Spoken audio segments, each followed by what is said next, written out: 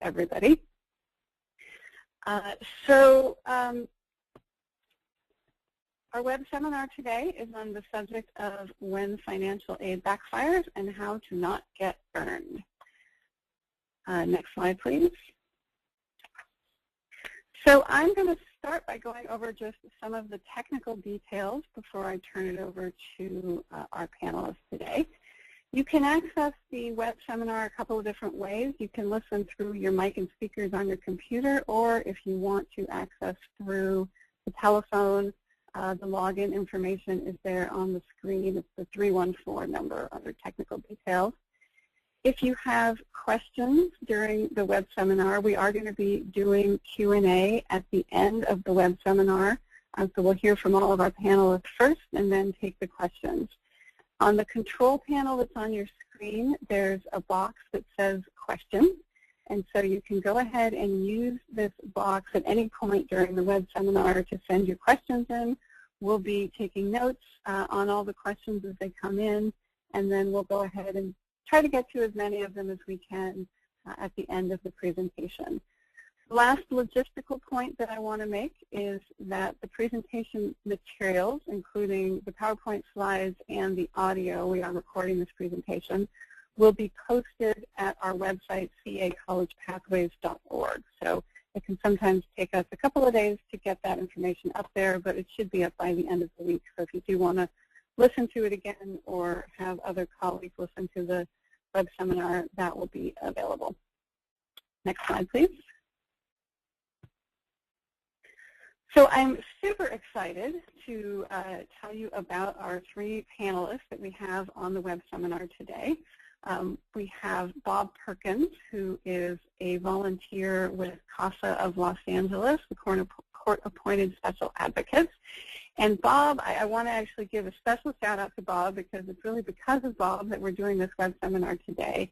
He prepared a report on this topic for the LA Court Scholars body, and that really kind of sparked us to be able to do this web seminar. So special thank you to Bob. His report is actually also going to be on our website along with the other training materials. We also have Stephanie Lopez, who's joining us from the Alliance for Children's Rights. And finally, we have Dennis Schroeder with Los Angeles Mission College, who works in the financial aid office over there. So super big thank you to all three of our panelists today who have graciously joined us to share their expertise. Next slide. So we're going to start with some background information, and I just want to say about this before I turn it over to Dennis that we know that there's a lot of folks on the webinar today. We've got 185 people currently and more logging in as I speak, and there's a large range in terms of the level of expertise that folks have on financial aid. So we thought it would be useful to start out with some basic kind of background information on financial aid. So for some of you, this might be a review, but for others, this might be new information. So if it is a review, bear with us while we kind of get through some of the basic background information, and then we'll move from there more into the meat of the topic today. And so with that, if we can move to the next slide, I'm going to turn it over to Dennis from LA Mission College. Okay, and welcome everyone today. I'm Dennis Schrader. I'm the Director of Financial Aid up at LA Mission College, and so I'm going to kind of cover the overview of financial aid so we have a starting point for the rest of today, because we'll talk about how financial aid, is good for the students. It's there to help students get through school, help them accomplish what their goals are. But occasionally there will be some pitfalls to when students receive aid that we hopefully can address through the rest of the slides on how to help students continue through school even if they have some small problems along the way. There's good out there, obviously, which is that there is financial aid available for students, and there are other resources, and that's one of the things I'll briefly touch on, and then I'll talk about the slides, which is through all of this, when students have issues or problems on our campuses, whether it's a community college like me or otherwise, students should know there are resources available to talk to on campuses, whether it's the financial aid office, EOPS, which is an additional service on our campuses, DSPS, or Disabled Student Program and Services, academic counselors, admissions and records office, for study skills and such, learning resource centers or your libraries. Sources and resources available that students need to know about, and for those who are advocates for students, to make sure students are utilizing those services to get them through school. But going to the slide then, as far as you can see there, financial aid is a bit of a puzzle, and there's a variety of aid that is available. Up in the top, the Cal Grant, which is our main state aid program, comes from the California Student Aid Commission. There are federal grants, which includes, of course, Pell Grant, the main one, and a smaller one called SEOG, and we'll talk about that on the next slide. JFE, which is a specific grant for foster youth or former foster youth, managed here in the state by the California Student Aid Commission. Scholarships, whether they come from private organizations, the schools themselves, additional free money for students. Work study and student loans are what we would normally call self-help aid, money that, in a sense, the student is helping themselves, either by working on campus for work study or loans that they're going to repay later when they're done with school. And then the BOG, or Board of Governors Fee Waiver, which is a program specifically here at the community colleges that helps waive those enrollment fees for our California residents. And if we can move on to the next slide, just to give you some idea of some of those common financial aid programs that are out there, and in particular when we get later into the slides, when we're talking about debt that students incur, we're not going to worry so much about the student loan debt. That is the manageable debt that hopefully students have taken out student loans and are aware of and will borrow appropriately. But the debt that we're kind of talking about today is when a student receives grant aid, such as the Pell Grant, that SEOG, or potentially the TEACH grant, but really the first two more than likely, and has not earned it all during the semester. They may have to repay some of that, and that's the kind of debt we're talking about. So with the Pell Grant, that's the main federal grant that's available. Right now, the maximum is a little over $5,500 for the current school year. We anticipate next year it's going to be a little over $5,600. That's for a full-time student attending the full school year. SEOG is what we call that Federal Supplemental Educational Opportunity Grant, for short.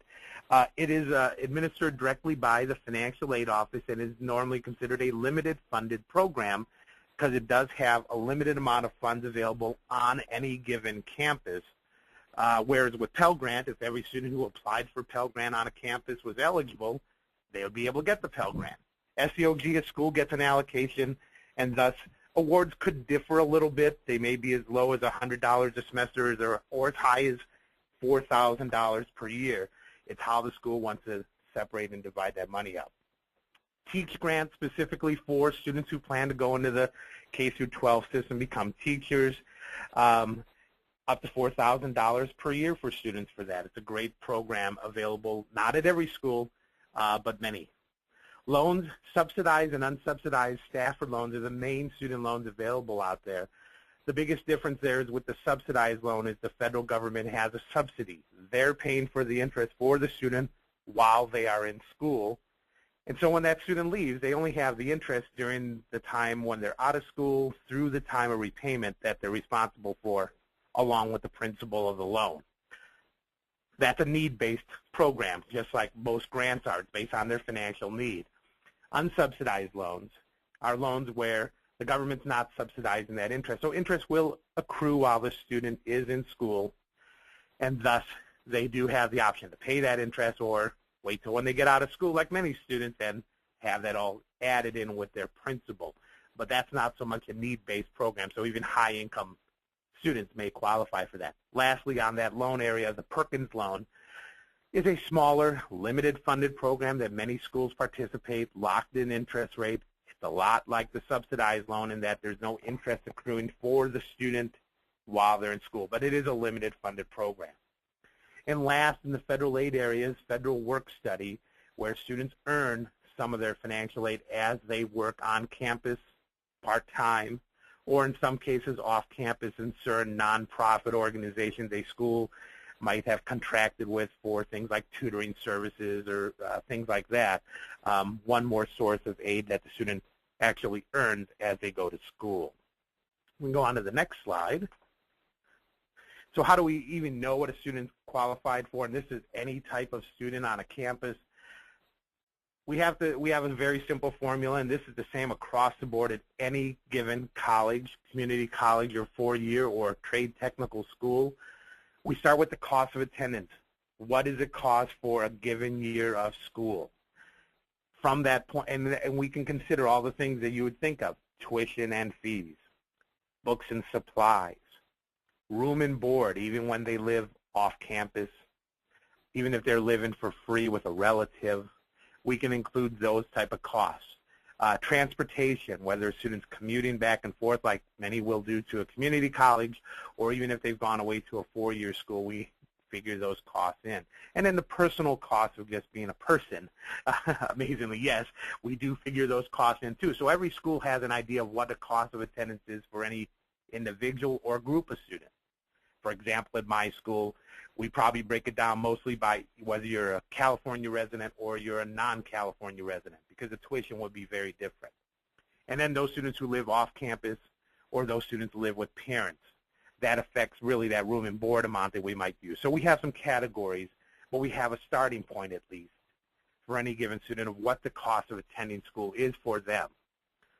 From there, if we subtract out what's called their expected family contribution, or in the case of many foster youth, that family is really them, the students themselves, that number comes from, because these are numbers, that number comes from the results of the student completing their free application for federal student aid, or FAFSA. And a FAFSA looks at the income and assets of the people reporting information on the form, and for foster youth and former foster youth who had at some point from the age of 13 on had been in the foster youth system, they generally are considered independent students, so they're only reporting the student's information on the form. Unless that student's married, they would need their spouse's information. But that information is all taken in, income and assets, even if they're zero income, and an expected family contribution number is calculated. So to get the eligibility for need-based aid, pretty simple. We take that estimated cost of attendance, whatever that number is, for the school, for the type of student we're talking, full-time, part-time, in-state, out-of-state, living off campus, living with parent, living with relative, whatever the category is. We subtract out the family contribution, which, yes, can be zero, and we come up with the eligibility for need-based aid in a dollar amount. And that's the starting point for any given school to start calculating awards: Pell Grant, Cal Grant, SEOG, work study, student loans, more or less in that order. Good money to the self-help money, and then any other aid that we might know of or resources that student brings with them. We can go on to the next slide. We can look a little bit about, in particular with Pell Grants, and this actually does apply also to Cal Grants. Awards are based on enrollment. See, with a student loan or work study, generally you just have to be a half-time or more student, 6 or more units. But with the grants, the Pell Grant and the Cal Grant, it's actually based upon enrollment. So like the chart shows there, if a student's a half-time student, 6 to 8 units, they may get about half of what a full-time student would get. A three-quarter-time student, somewhere between 9 and 11 units, and we're considering a regular semester unit here, they get about 75%. And a full-time student is normally 12 or more units in a given semester. They would be eligible as a full-time student.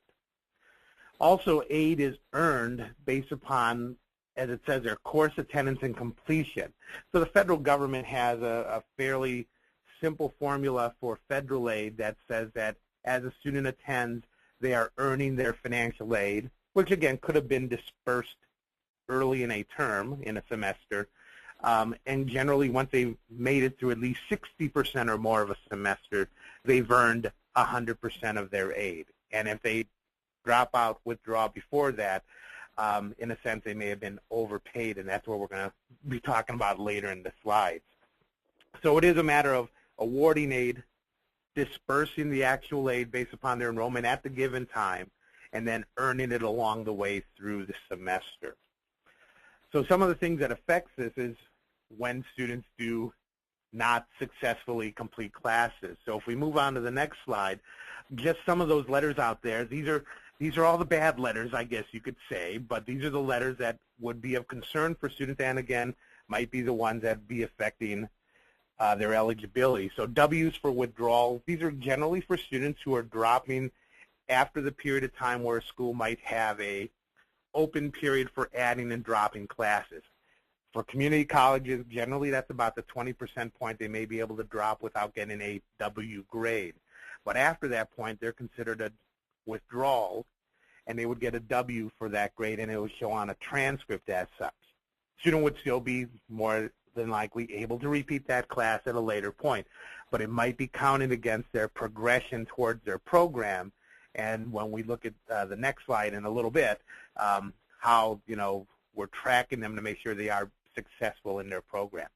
Incompletes or I grades, these are at the professor and student's discretion, awarded sometimes when a student's completed a majority, if not most of the courses, work requirements, but may have missed, say, a final exam or something, and instead of an assigning of a grade, the professor will allow the student to complete whatever remaining assignments in a short period of time thereafter, normally maybe a semester or two, and as long as the student does, they'll get a grade.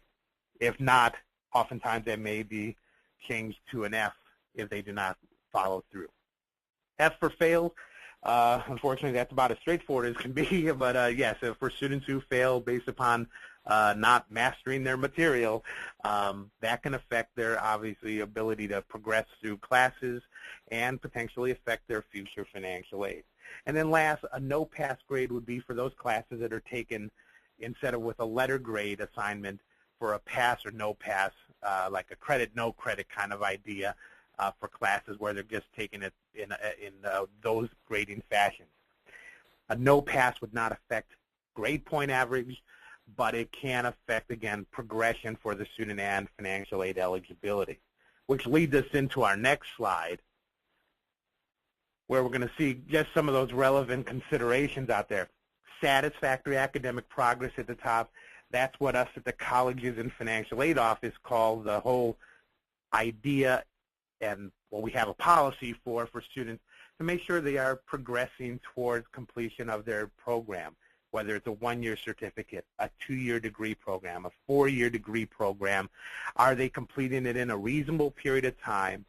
Are they completing it with a high enough grade point average?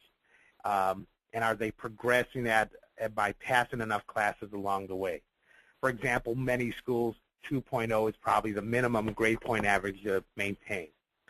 At a minimum, most schools may say 2/3 of their units have to be passed every given semester to be progressing at a fast enough rate to complete a program in a reasonable period of time.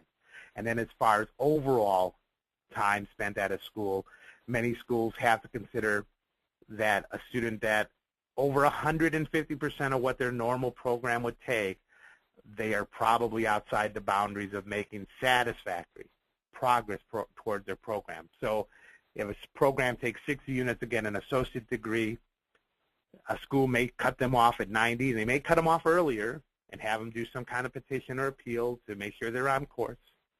Or, again, have them see an academic counselor to make sure they can chart out what remains for their program so they stay on course. But it's a case that, again, we're making sure that they can complete their program in a reasonable period of time.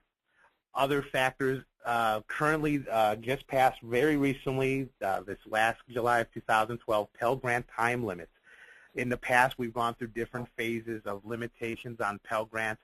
We're at the point now that for all students, no one was grandfathered in on this, there is a lifetime limit of the equivalent of 6 full-time years of Pell Grant eligibility. So this is prorated, again, if they're going part-time, half-time or three-quarter time, but the equivalent of 6 full-time years of Pell Grant eligibility in a student's lifetime.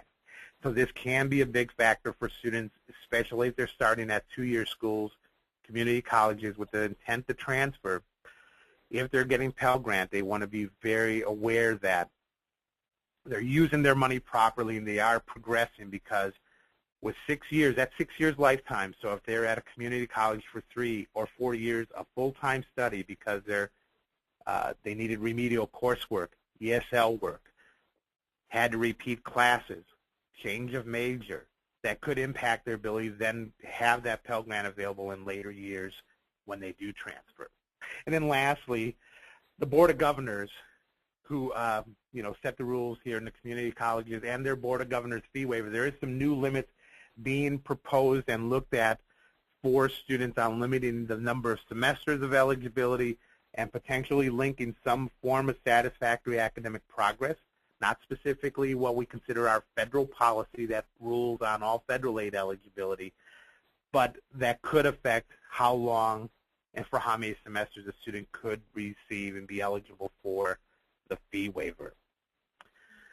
But moving on to the next slide, now that I've covered some of that basics about financial aid, I do want to now turn it over to Bob Perkins from the LA CASA program, who's going to talk to you about financial aid debt. This is, again, when students have gotten that grant money, haven't progressed or withdrawn from a course or courses or a whole semester's worth of courses, and now it's impacting their ability to continue college. So I'll turn it over to Bob. Thanks very much, Dennis. We're now looking at a new slide titled Why This Matters, and the graphic, I think, says it in a nutshell. We're hoping to have diplomas, and we're worried about flipping Big Macs.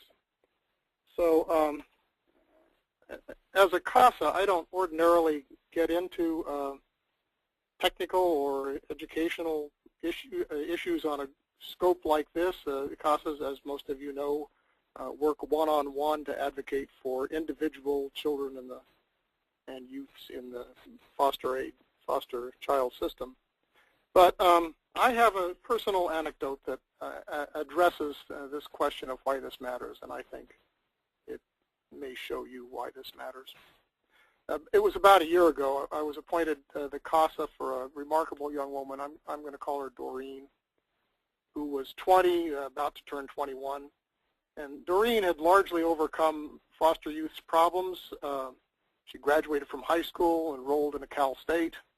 She got Pell Grants, Chafee Grants, was moving on towards a bachelor's degree with a plan of a nursing career, carrying about a 2.8 GPA. She was a foster youth success story in the making, but in 2011, she had one bad semester. She signed up for a full course load, but she dropped several courses, and she failed one, and bottom line, she completed 5 units. Because of her history, she was still in good academic standing, but she had a problem, and it was money, and it was financial aid money. Because at the start of the bad semester, Doreen received several $1,000s in federal financial aid. Some of it was in cash. Some of it was applied to tuition at her Cal State. But Dennis emphasized the difference between awards and earning. Because she had dropped so many courses, she had not earned that aid. So in fact, she had received about $2,000 more than she had earned, and that's money she had to pay back. Doreen was a kid, and she had spent that money. So the university sent her notice of a hold on registering for the next semester, or getting transcripts. And the Department of Children and Family Services, that's the DCFS, the social worker organization in Los Angeles County, believed, and the court believed, and she did, and I did, that because that debt, that debt would preclude any more grants until it was paid off. And the DCFS also said that since it was a federal debt, they could provide no federal funds. As a practical matter, that means no funds at all to pay it off. And so Doreen's academic career stopped. She had no job. She had no resources. She didn't have much future. I want to credit the DCFS. They went out and found a donor who agreed to pay half of Doreen's debt, but required that she earn the other half herself. Still, that's from $2,000 to $1,000.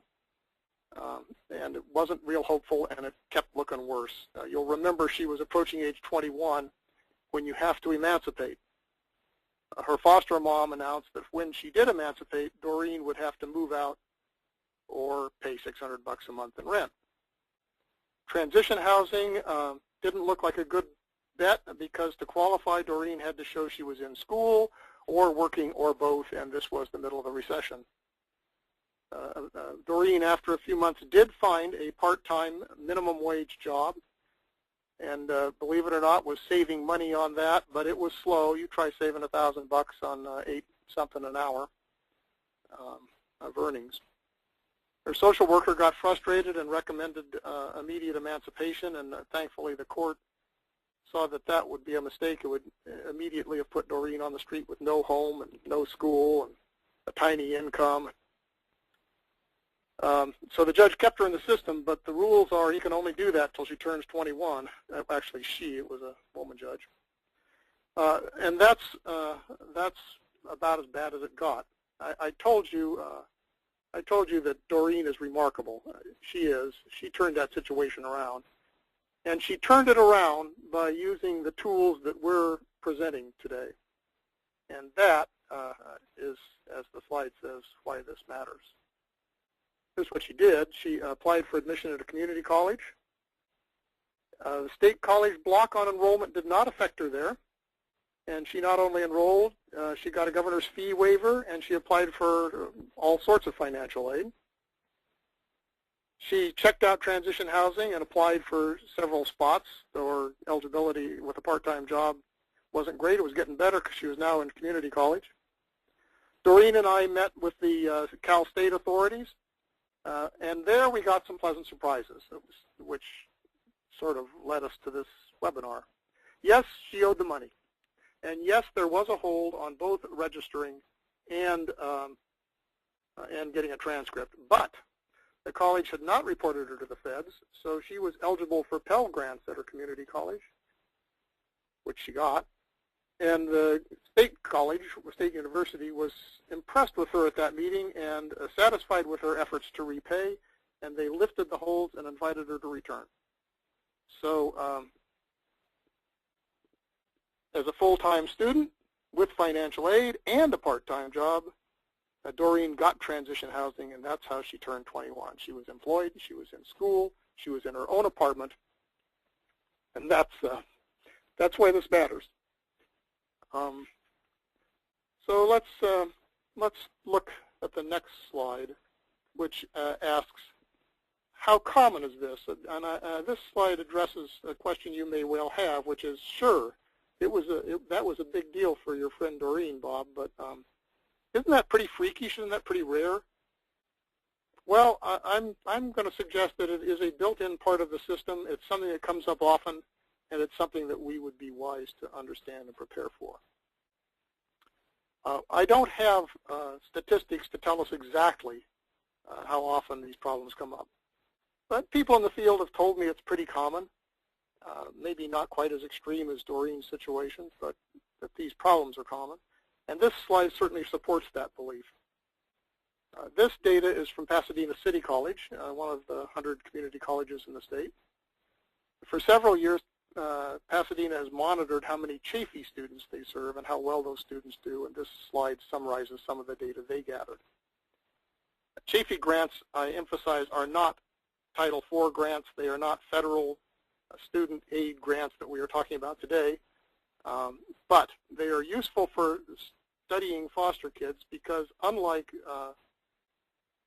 Pell Grants, Chafee money is only available to foster kids. To be exact, the qualification for a Chafee grant requires that you be 21 or younger, and you have to have been in the foster youth system when you were between the ages of 16 and 18. So let's look closely at all the numbers on this slide. I want you to first look at the top row, Chafee eligible youth served. And maybe I didn't make that clear. So when we look at Chafee student data, we're looking at former foster student or a former foster child or foster child data. So anyway, the top row on this slide, Chafee eligible youth served, shows that for the last 3 years, over 100 students a year, foster youth a year, approach Pasadena City College as potential students. And the second row, students receiving Chafee award, shows how many of them actually got a Chafee award.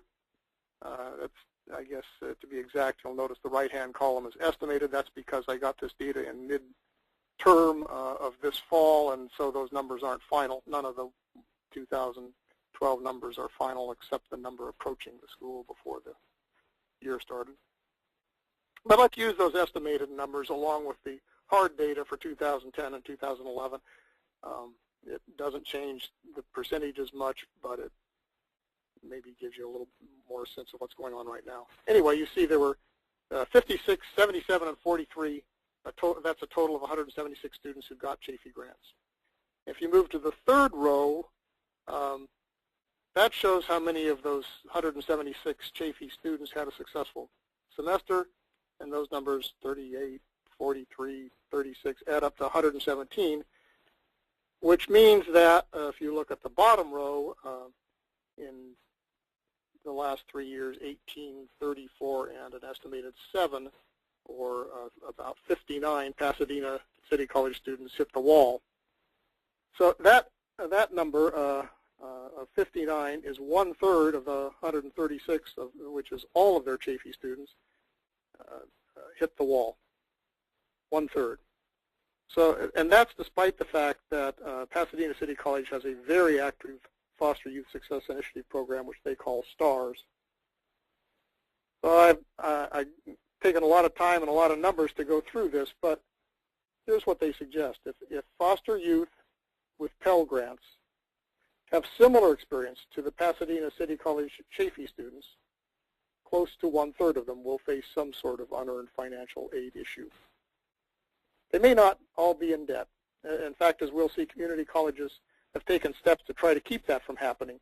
But the students will be in one or more aspects of the financial bind caused by problems with federal financial aid, federal student aid. Again, this is a pretty indirect measure of how common the problem is.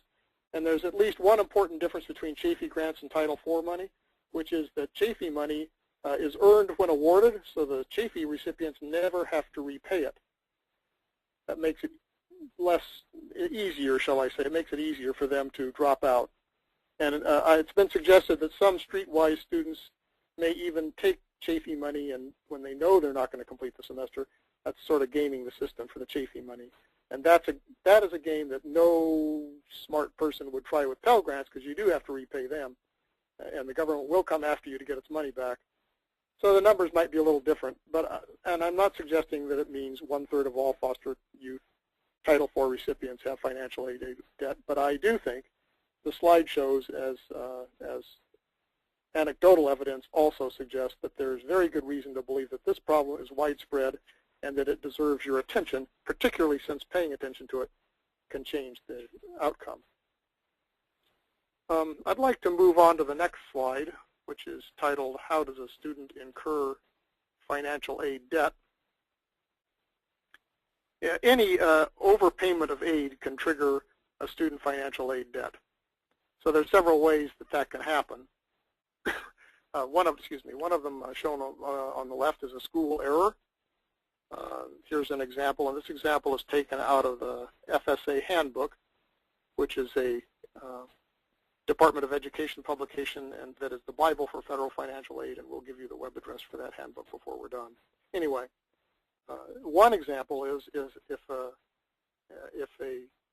school error is if a student receives a private scholarship or an award and reports it as they're supposed to the school's bursar, but the bursar forgets to tell the person handling the kid's account, or the number gets written down wrong, or the arithmetic gets done wrong.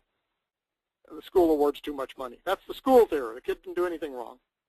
The school owes the government, but the student owes the school. Here's another example.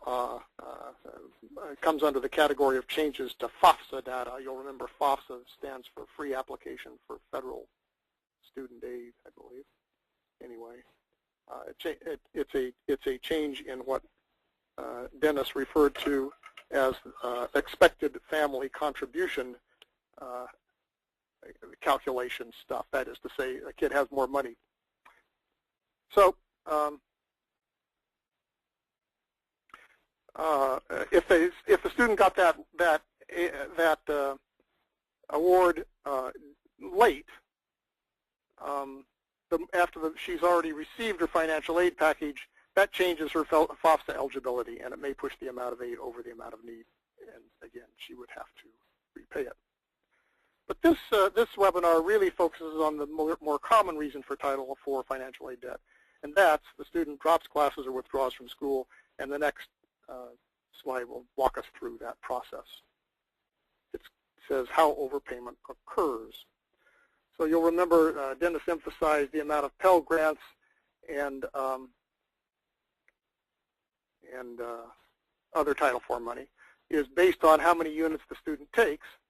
The key concept is that the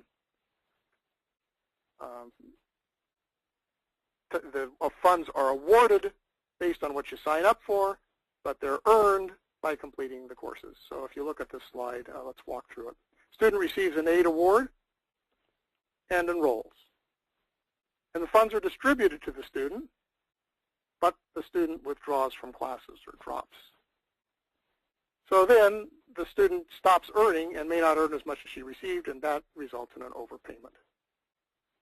Concrete example, Susan, say, is a student at a Cal State. She enrolls in 12 units. That's a full load under the rules. She gets a $5,500 Pell Grant, which is close to the maximum. School subtracts tuition and fees and gives her the rest. Then she has trouble. She can't get into a crowded course, or she drops one she doesn't like, and so she actually only completes 9 units. She's a 3/4 student, not a full-time student, because she only took 9 units. So she's eligible for 3/4 of her $5,500 grant, and the other 1/4, which she received but did not earn, that in this arithmetic would be 1/4 of $5,500, $1,375. She owes, possibly with a small adjustment if tuition is reduced because of her fewer classes. If we can move to the next slide, I should tell you that sometimes things you would expect to lead to an overpayment and to debt do not, and this slide and the next one both cover some of those circumstances. I believe Dennis explained that FOFSA is not all or nothing. It's awarded in steps. You can be a quarter time, half time, 3/4, or full. And at the moment, you're full time with 12 units, you're 3/4 with 9, you're half time with 6. So if you had 15 units and dropped 3, you were a full-time student with 15 units, you're still a full-time student with 12 units. No FSA debt consequence at all. Same thing if you dropped from 8 to 6, you were a half-time student with 8 units, you're a half-time unit with 6. No debt consequences at all. But in both of those cases, of course, your academic progress is slowed and you may have a problem in that way. But not a financial aid debt. Second, on this slide, student receives an incomplete. Incompletes do not directly impact financial aid. But as Dennis pointed out, the student has to go ahead and finish up the work, both to keep it from turning it into an F, which would certainly impact their GPA and their satisfactory academic progress, but also to avoid any possibility that the F can trigger unearned aid and a debt. Some Fs can. We'll talk more about the financial aid implication of Fs when we get to the next slide, but we have one more thing on this slide first. And the third one is full aid has not yet been paid. When full aid has not yet been paid, you may not get a debt you would otherwise have. And in technical language, that's because of the difference between an over-award and an overpayment, which Dennis explained. What happens is that some schools, and this is particularly true of community colleges, don't give the students all of their financial aid at the start of the term. They pay it in installments. Some of them only give you books at the start of the money for books at the start of the term and spread it out over time. Some of them do it in halves. But anyway, if a student drops a class before he gets that later installment, certainly his right to receive financial aid drops, assuming he changed categories from full to half-time or some such thing. But so the award drops, and the student was over-awarded, but that right to award may still be higher than the amount of cash the student has received to date. And in that case, the school will fix the problem by reducing or eliminating the second installment of his payment. He's never overpaid, doesn't have a financial debt, may have a financial crunch because this was money they were counting on they didn't get, but will not owe money, will not get a hold on enrollment, etc. So, in universities, that way of avoiding financial aid debt, that is stretching out the payments, doesn't happen as well or as often because the universities need the money need to give the student the money so the student can give it to them for tuition. And so there's a larger cash payment up front. Frequently the whole amount is paid up front. There are more circumstances which may not lead to debt, and there are shown some of them on the next slide. 60% of a course is completed. And then, as the slide says, even if an F is earned, those are sort of two different notions. This rule is a little complicated and a little confusing. We've said that the government insists that the students do the work to earn their financial aid, even though they became eligible for signing up, became awarded by signing up for classes. So the government had to decide how much work is enough. What do you have to do to get? Do you have to get an A to get your award? Do you have to get a B, or what? And the government's answer is they don't ask about grades. To earn your financial award, you have to do the work. You have to complete 60% of the course. The quality of work doesn't matter for their purposes, although it sure will affect your academic progress. So an F, an earned F, where you did the work but you failed every test, your papers weren't any good, in the teacher's eyes at least, that earns your financial aid, and you don't have a debt. Of course, many Fs actually happen because the student didn't do the work, and that would be true in some cases of incompletes, which I told you would not immediately be a financial aid problem, but might be if they became an F. Well, the answer there is the rule is very simple. It's the same. If you did 60% of the work, you're entitled to money. If you didn't, you're not. And there's a difference in policy between the different schools about policing whether students who got Fs did the work. I'm told that at CCSF they do require the students to prove they did the work. UCLA has told me that they generally ask for evidence of course completion, such as attendance records for students who got F and who have financial aid. But if you withdraw in midterm, say halfway through, you do 50% of the work, you might ask, then what? This is a second aspect of this 60% of coursework completed rule. And the answer to that is it's similar to the rule about the number of units. It's not an all or nothing deal. If you do part of the 60% that you're required to do to earn all your aid, you earn part of your financial aid, and the rest of it is not earned and may result in a debt, but it won't be as big a debt as if you dropped on day one.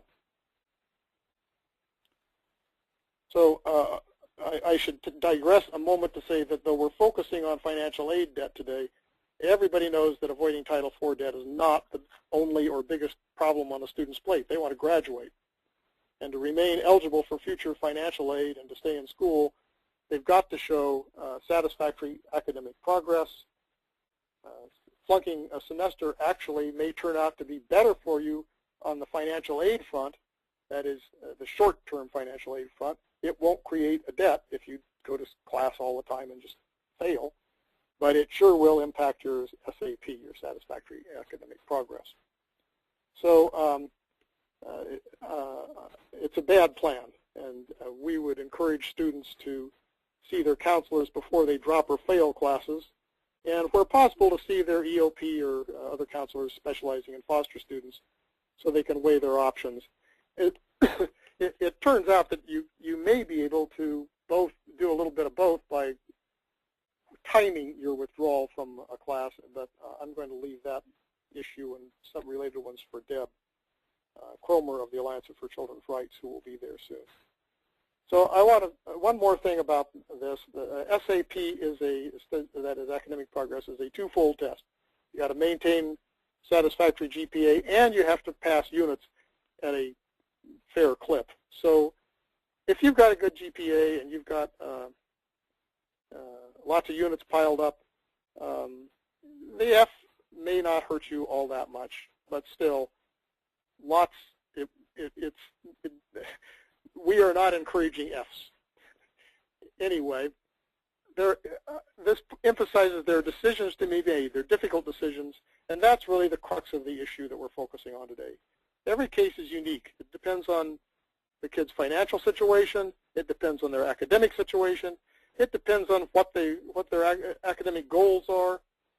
Students need to understand all the implications of staying in a class and risking an F versus withdrawing before they make any decision on that. And in making that decision, they need to consider how colleges handle financial aid debt. And I'm going to turn the presentation over at this point to Deb Cromer of the Alliance of Children's Rights, who will address how colleges handle financial aid debt.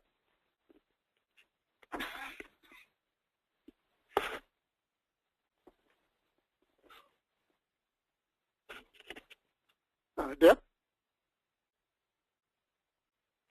Hello? Hello? Hi, Hello? Deb? Hi, this is Stephanie Lopez. I'm filling in for Deb I'm Cromer sorry. today. I'll get off the line. No problem. Our next slide focuses on how do colleges handle financial aid debt. And at the beginning, you'll say that, a repayment is required, and that is, what the schools are going to ask of the student, because as you've heard from the other presenters, all of these different things contribute to a student being eligible for the aid. So if there is a debt and repayment is required, all of the schools are going to handle it a little differently. And usually the initial response is to put a hold on the student's enrollment.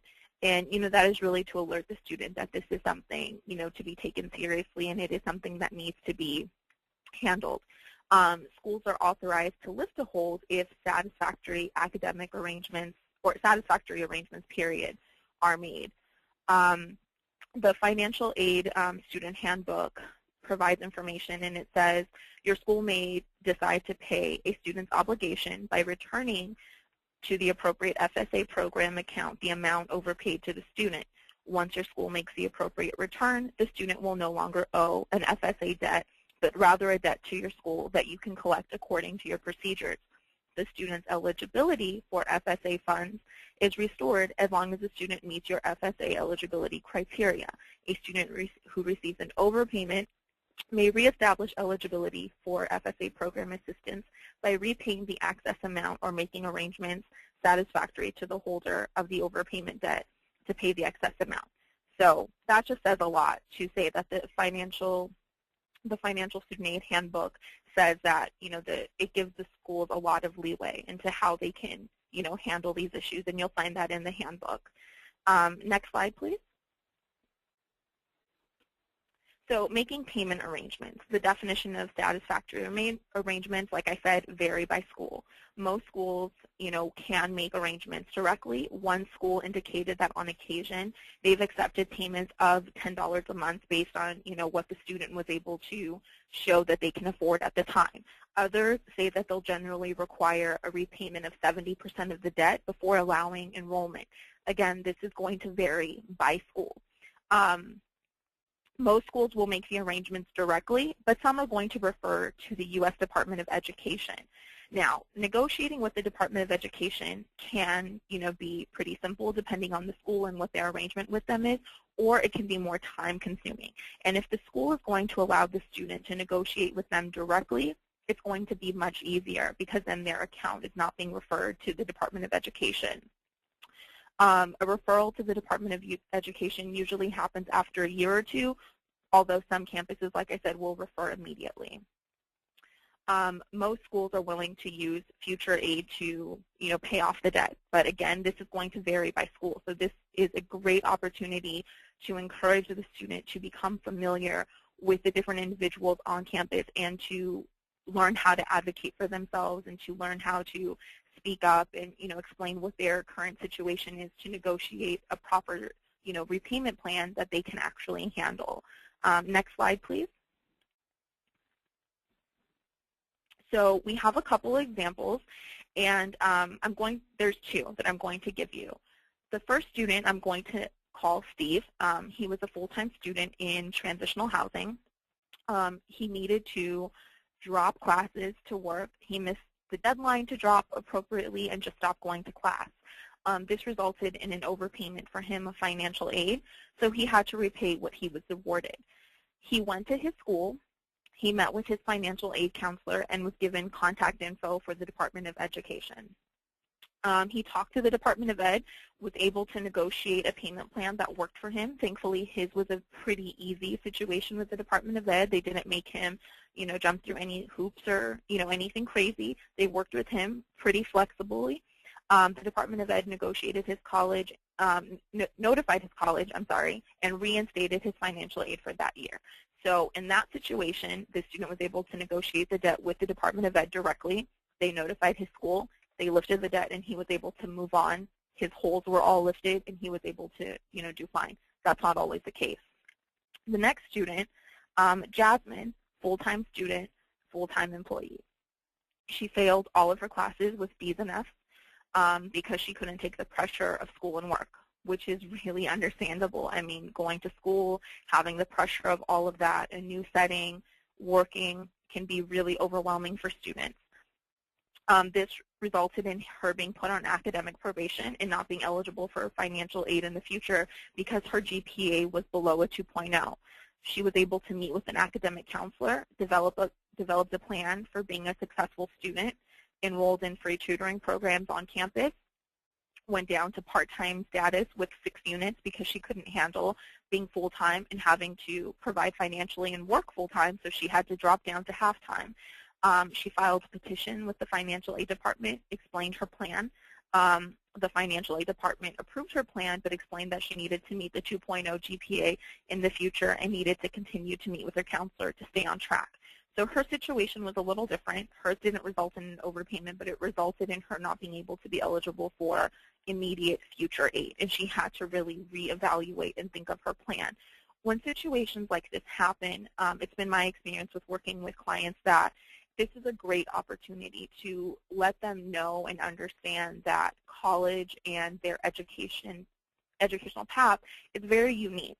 And although some of their peers and some of their friends may, school may become an easy situation for them, our youth that we work with, that is not the case. They have a lot of outside stress factors and things that can contribute to their academic success or them not being successful academically. And so this was a good opportunity for this young woman to really understand and think about what she could take on.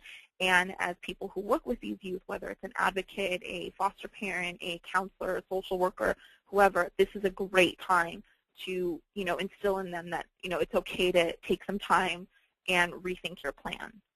Next slide, please. So what if the debt is not paid? Okay. So if the debt is not paid, the student cannot enroll in courses at that school. Like I said, this is a serious situation. If the debt is not paid, the school is, and all of the things that factor into you receiving financial aid from the federal government, from the state, from the school itself, scholarships. If your debt is not paid, it is serious, and the students need to understand that. It is not something to be taken lightly. So the student will not, enroll in courses at that school. They cannot receive their transcripts, which means it's going to be very difficult, if not, impossible for them to transfer to another school. And it will be reported to the NSLDS, which is the National Student Loan Data System. That limits ability to receive federal aid at any school. They may still be able to receive non-federal aid, if they went to a private loan institution, a bank, whatever. It is eventually transferred to the Department of Ed for collection. Once it, goes into the collection situation, it's going to be handled like a normal collection type of situation, as would any bill. And next slide, please. So it's subject to long-term government debt collection, like I said, like any other bill. Even relatively small aid that can derail a foster youth's academic career if unaddressed, because it becomes very overwhelming to them. $500, $1,000 is relatively, not a huge amount of debt, but for them, if they can't repay it and it's going to stop them from continuing school, it's going to affect a lot of things. So it's something we definitely want to avoid. Another thing to consider is with it being subject to long-term government debt collection, that can also include wage garnishment. So it's something that we don't want a student to ever get to that point. So like I said, talking to a student, counseling them, advising them on different options that they have. I gave an example of a school being willing to take a $10 payment. All of these things can help a student tremendously so that it does not derail their academic career. Next slide. So how to avoid overpayments. I've been talking about this a little bit throughout, but it's really important to educate foster youth on how to avoid debt in the first place. The best way to avoid an overpayment is to make sure that the youth meets with an academic counselor before registering for classes. This gives them an opportunity to look at what their high school academic progress was, where their strengths are, maybe where some of their weaknesses are. When you first, get to college and you have to pick your courses and you're told, a freshman takes this, a sophomore takes this, and so on, it can be really overwhelming, and youth want to very much be on the same track as their peers.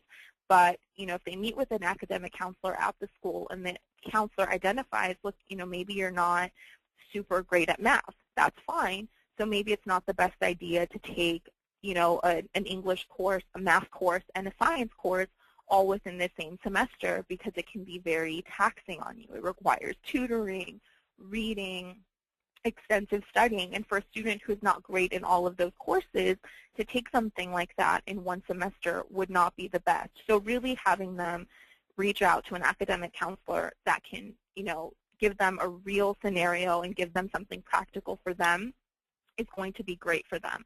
The counselor, like I said, will review transcripts, assessments, assist the student to access remedial classes if needed, and in order to ensure that the youth is signing up for the classes that are an appropriate level for him or her and don't result in the student needing to drop a class. Remedial classes is something that I feel like is very taboo for a lot of youth when I work with them, and it's something that needs to, just kind of, the taboo needs to go away. It's really important for youth and for anyone who is, going back to college or, trying to be successful academically to understand that these are not courses that are going to, target you as, not being good enough. Youth kind of fear that this, takes them away from what their peers are doing. The important part of a remedial class and its purpose is to really go back and teach you some fundamental things that you may have missed. We know that the youth that we work with move around all of the time. We've seen youth that have high school transcripts from, 4 high schools to 10 and 12. That's going to cause huge gaps in their academic success, and when they're, their time to learn some fundamental concepts is there, they're not going to grasp those. So if their college is going to offer them some remedial courses, it's a great opportunity for them to, relearn some things that they did not have a chance to learn in high school, or even before, and it's going to only make them more successful in the future. The youth is going to feel overwhelmed, going to feel very self-conscious if they're in a class with other peers who get things really quickly, and, the youth just feels out of place, and that's going to also cause them to drop or withdraw or, just stop attending or not wanting to ask questions because they don't feel adequate enough or embarrassed or shy. So if they get a chance to meet with a counselor, again, it can just reinforce that college is your course. You need to go on the track and the system that is best for you. And this is what a counselor's job is going to be. And anyone that is working with the youth can just, reassure them and make them feel better about those kinds of choices. You should also be counseled to not over-register right off the bat to make sure that they are taking on an appropriate load. I gave you the example of Jasmine, who is a full-time student and a full-time employee. A lot of our youth are involved in transitional housing programs or have other requirements that they need to meet to kind of sustain housing or other things that are important. And them working is a very realistic decision that they have to make for their lives. And enrolling in courses and taking on something that's stressful is not going to make them feel like they can continue in college. And again, that is not the goal. It's, they have to understand that they need to go at their own pace, and they'll learn eventually. If you take on 2 classes one semester, the next semester try 3, and just increase it as you go, and it helps the student build confidence so that we don't get into the situations of debt overpayments or a student just dropping out completely. Next slide, please. So managing debt. Support the youth to meet with the financial aid office. Encourage them to go and to just kind of deal with this head on, not to just, think that this is something that's going to go away. Here at the Alliance, we get a lot of youth that come with us with, debt. It's not always financial aid debt, but just other bills, and you'll ask them, where's the last bill you got, or did you call them, or, what kind of arrangements have you made? And a lot of the answers that I hear are, oh, well, I just threw the bill away. I thought, eventually it would disappear. These kinds of things do not disappear. So it's really important to encourage the youth to meet with the financial aid office and make the appropriate arrangements. Attend meetings with the youth to assist them with negotiations. These kinds of things can be very overwhelming to someone who has never had to deal with these issues before. The person they're speaking to is obviously someone who has the authority to make decisions, and the youth can be intimidated if they don't know, the right questions to ask, or if they don't understand certain consequences of agreeing to, the terms of repaying something that they can't afford. I've had a young lady that wanted to say, oh, I can repay $200 a month, and her income was only about $550 a month. That's not appropriate. So being able to attend the meeting with the youth is possible, or if not, meeting with the youth prior to and preparing them for that is going to make them a lot more confident, and it's going to give them the ability to make a decision that is actually appropriate for them in their situation. Again, remembering that schools have flexibility when making arrangements.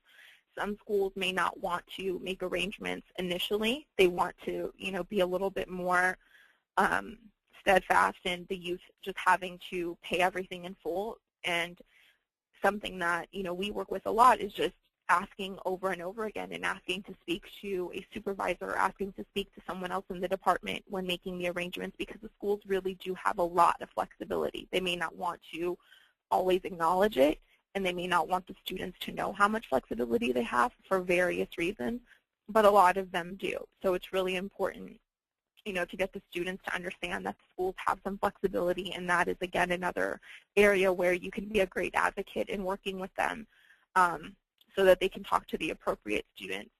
Also helping students find resources to assist with debt repayment. So, getting them to maybe, if they have to take some time out with school before they go back, finding, a job that's going to, pay them appropriately or whatever, or assisting them with their budget outside of, school if they have to take a break.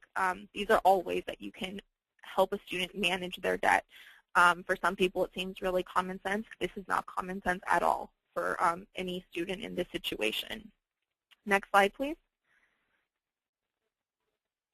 So helpful things to know before meeting. The students have a right to see how the debt was calculated and challenge the calculation. So, if a school is saying that the student withdrew and the F was not earned, for example, the student can go back and, ask their teacher for, their attendance sheets, or they can show work that they submitted and the grades that they earned. That's a way that they can do it. A repayment plan must be worked out to stay in school. So that's something that, again, a youth needs to be aware of and something that you can help advise them on.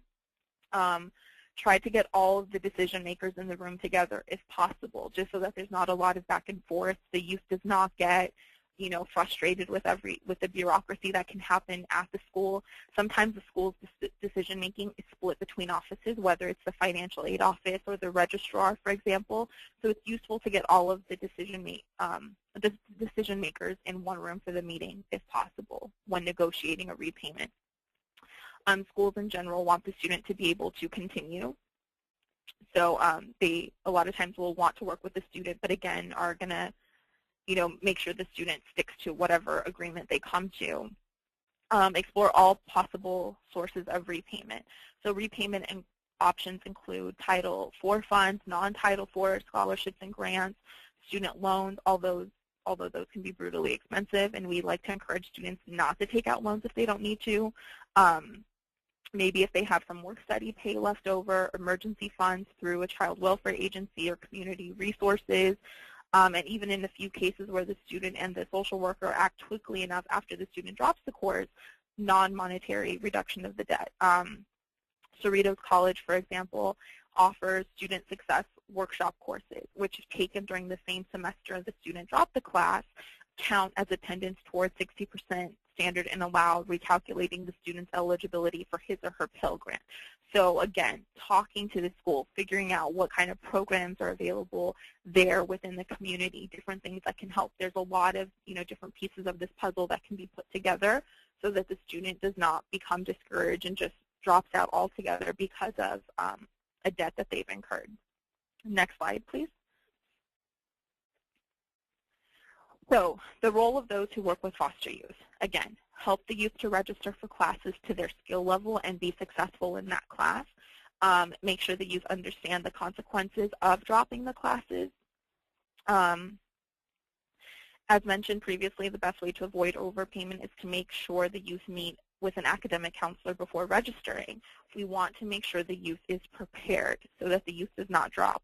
Support the youth to address the debt immediately, attend meetings with other students, with other maybe other students have gone through this and they can talk to someone to just see what they've done to get this to get out of this situation as well. One youth is not the only one who has dealt with this, and if they can gain support from someone else that's their peer, it's going to be encouraging. Bring in others to support design creative solutions, and most importantly, do not let the foster youth give up. So with that being said, I'm going to turn this over to Debbie Roscher. If you guys have any questions, we're all here to answer them. Thank you so much, Stephanie, and thank you to all of our presenters. So a couple things I want to note. My email address is there on the screen, so if you do have questions that occur to you later that you want to send my way, you can do that. The website is also up there, cacollegepathways.org. The training materials will be posted on the website, as I mentioned earlier. There's a lot of other really great information on that website as well. So if you haven't had a chance to look at our all new and improved website, please take a minute to do that. And then the Federal Student Aid Handbook, we did put the link up there for those who really want to delve into the fine detail on some of these issues. One other thing I wanted to say before we go into the question and answer is that you all are going to be receiving an email from us later this afternoon with the PowerPoint slides, and there's also going to be a link to a very brief survey to get your feedback on this web seminar. It is incredibly useful for us to be able to get feedback from you, so if you have a couple minutes to take the time to fill that out for us, we would greatly appreciate it. So with that, I'm going to move into the question and answer portion of the web seminar. We have gotten in several questions, and we have a little bit of time left to try to tackle a few of them. So the first question, Dennis, I'm going to direct to you. And somebody wants to know, can a student who's only taking 3 units receive Pell Grant funds? The answer to that is yes. Pell Grant in particular, there's just what we call less than half time, and students under 6 units oftentimes can receive Pell Grant. Now there has been talk in the federal rules to potentially take that away, but currently yes they can. It's not specifically a even percentage amount compared to a full-time award. For example, it's about $500 for a student who normally might have got up to $2,700 in a semester as a full-time student. So yes, many students can get Pell Grant even with less than 6 units. Right, thank you. The next question, I'm going to direct this one, Dennis, to you as well. You had spoken about the new limits to the BOGS fee waivers that are going into place. A couple of people emailed asking if you could just sort of explain again what the limitations are going to be on receiving the BOGS fee waivers moving forward due to recently passed legislation.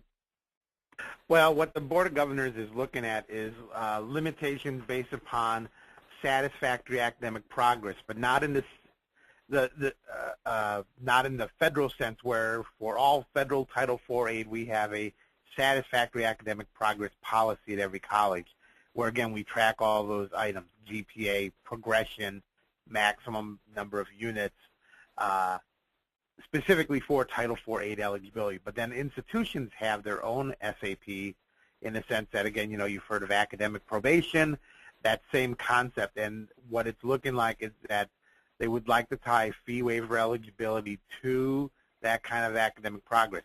There's not a definitive answer on this, as they are trying to find something that will work best for colleges and, of course, still keep students in line to be successful, but also to remove fee waiver eligibility for those students who continue not to be. And so this is something that we probably won't see at all in 2013. It will probably be in 2014. Great, thank you. So the next question, and I think maybe any of you can jump in and answer this, which is, if somebody drops a class due to sickness or injury, is that treated any differently in terms of this issue? All right, I'll go ahead, and this is Dennis again. I'll jump in on that. Not specifically in those cases where a student might have to withdraw completely from a semester before they've reached that 60% point and thus have incurred an overpayment. That overpayment they would still have to address. In the cases of satisfactory academic progress in the policies of a college where a student, say, fails out a whole semester, and this is key going back to what Bob had said earlier, it's sometimes better that the student take their lumps, take their Fs if they are going to fail their classes and all. If there's some reason or mitigating circumstances for why they did that, and thus, instead of having an overpayment, they're caught up in the satisfactory academic progress policy requirements for a student to be eligible for aid and are disqualified thusly, they could, because of those circumstances of illness or such, use that as part of the rationale for why they're petitioning or appealing for reinstating of aid eligibility for a future semester or future semesters. But for overpayments now, unfortunately, there's nothing that a school can do to just wipe out a federal debt such as overpayments because of illness and such. And to add to that, Dennis, correct me if I'm wrong, though the school cannot wipe out that debt, the school has, under the federal guidelines, extreme flexibility, basically anything they want to arrange for the timing of that repayment. And, well, yes, you're correct. Again, it would be a matter that when it's a federal overpayment, the school, again, has that option to make satisfactory arrangements with that student for repayment in whole, up front, over months, through future financial aid received within the same school year. So yes, the school does have flexibility for that. Great, thanks. So the next question, Stephanie, I'm going to direct this one to you. The question is, I'm a social worker that's new to working with college-going youth. Is there something I can say or do to motivate a client to continue their studies if faced with an overpayment issue? What if the youth is fed up and doesn't want to go back as a result of this experience? I would say this is probably something pretty common. Youth are going to get frustrated and, are going to just be fed up and, haven't had a lot of encouragement. So it's going to be a little bit foreign to them to hear some words of encouragement. But it might sound a little cheesy, but there's no such thing as, encouraging a student to go back to school and it being in vain. A student is, just only going to feel better and feel more confident the more encouragement that they have. And, maybe can start with them just taking one course and, gaining some confidence and going back. But I would say probably just, being really patient with the student and just, keep plugging away at it. Great, thanks for that answer. So I've got a couple of people asking a question that's a little bit on a different topic, but I'm going to ask the question anyway, and Dennis, maybe you can answer this. They're wondering if there are any programs that exist for actual forgiveness of loan debt after graduation.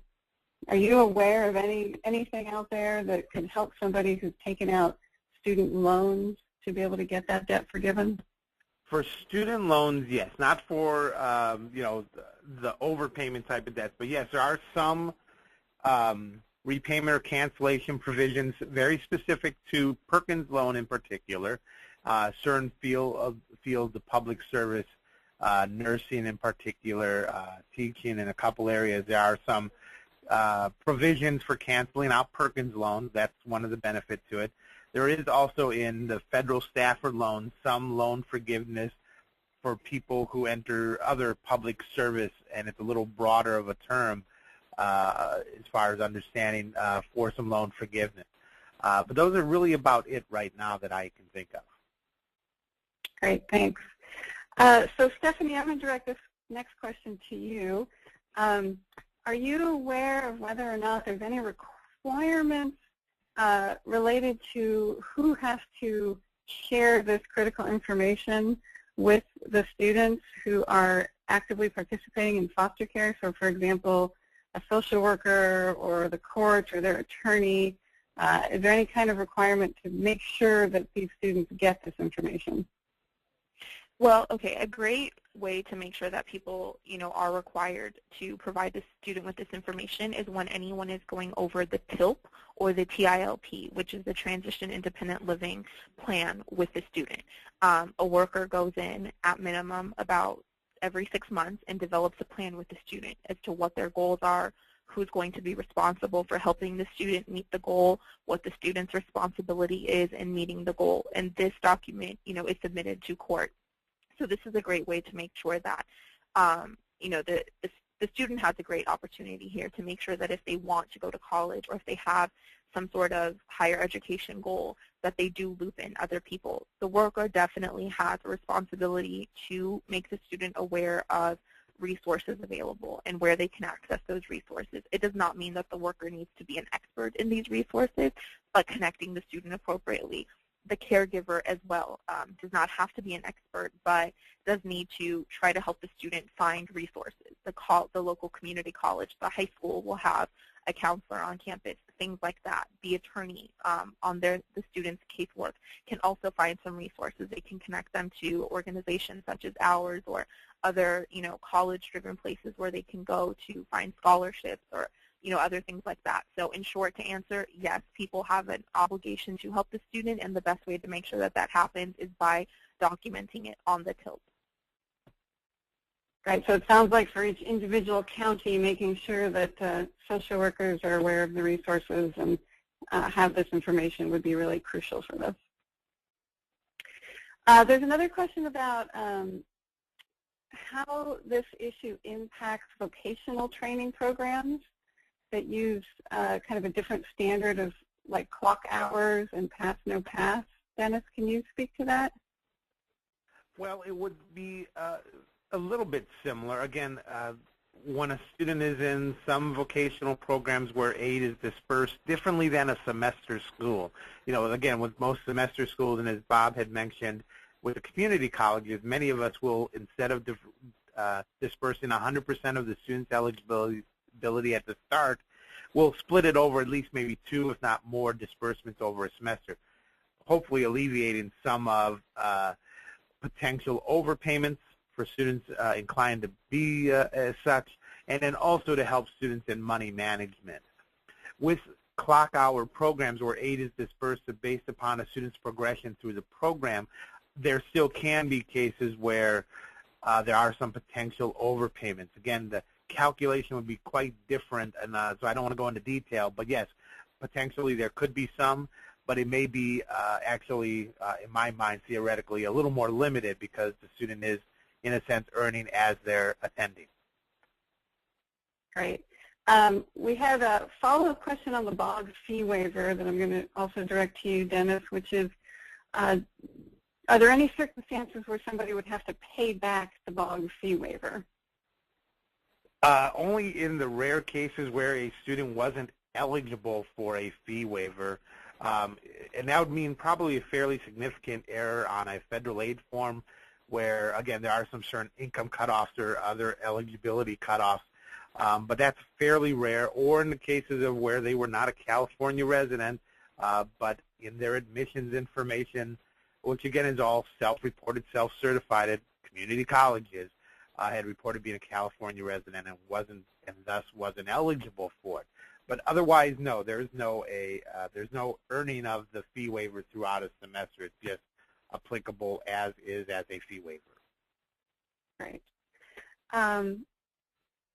So there's another question here that I think I'm going to direct to myself, which is why doesn't everyone who is eligible for a Chafee grant receive it? So Bob had presented the slide about Pasadena College that showed that there was a certain number of youth who were eligible for fee waivers, but the number who actually, not fee waivers, for Chafee grants, but the number who received it was fewer than that. And the answer to that question is that there simply is not enough money to go around. And so the state organization that administers the Chafee grants has set kind of a series of priorities in terms of who gets ranked more highly to receive the grant, and that information is available on their website. And once they exhaust those funds, unfortunately, even other folks who qualify for the money don't necessarily receive it. But even if somebody doesn't receive a Chafee grant when they apply, it actually does kind of put them in the queue for potentially receiving money later on. So it's still worthwhile for everybody who potentially would qualify for a Chafee grant to apply for that money, even if they are not necessarily guaranteed that they're going to be able to receive the money the first time that they apply for it. We have a question about independent status on the FAFSA. So Dennis, somebody wants to know, are youth who were in the dependency system after their 13th birthday who subsequently reunify with their parents still considered independent for the purposes of completing the FAFSA? And the answer to that is yes, because the FAFSA is any time between the ages of 13 and 18, even if afterwards they were reunified. Great, thank you. Another question, Dennis, maybe you know the answer to this, is a student who is taking adult basic education courses at a community college to meet high school requirements eligible for financial aid? Generally speaking, no, because one of the criteria to be eligible for Title IV or federal aid, and this would include also the state Cal Grant, would be that a student is a high school graduate or has a GED or equivalent. So yeah, when it comes to basic skills or adult ed, primarily again trying to meet requirements for high school graduation, no, they would not be eligible for aid. Great. So we're pretty much at the end of our time now. I know I didn't get to every single question that people sent in, and so if you didn't get your question answered, please feel free to send me an email directly at the email that's on your screen, and I will be happy to research the information and get back to you. We had a lot of great questions, and we're at time, and so we just didn't get enough time to answer all of them. But I want to thank everybody who participated for your great questions and for being a part of this. Huge thank you to our three panelists for the wonderful information, and that concludes this web seminar today.